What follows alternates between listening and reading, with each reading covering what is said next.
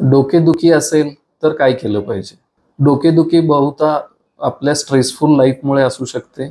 त्यामुळं आपण रुटीन लाईफमध्ये सिंपल पॅरासिटामॉल खाऊन डोकेदुखी जाते का ती बघावी पहिलं.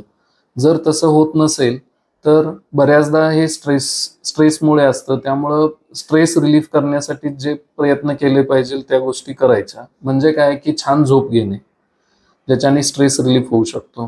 हे दुसरं.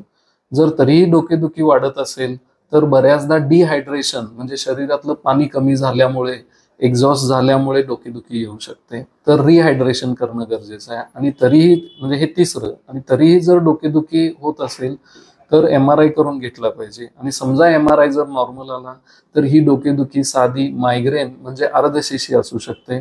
जर तरीही डोकेदुखी होत असेल आणि ती डोकेदुखी नाडीचे ठोके डोक्यात जाणवतील अशा पद्धतीची असेल तर ती बहुधा ब्लड प्रेशर वाढल्यामुळे असते. त्यामुळे ब्लड प्रेशर चेक करून घेणं गरजेचं आहे. हे चौथं. न्यूरोलॉजिस्टकडे ट्रीटमेंट कंटिन्यू करणं आवश्यक आहे. नमस्कार.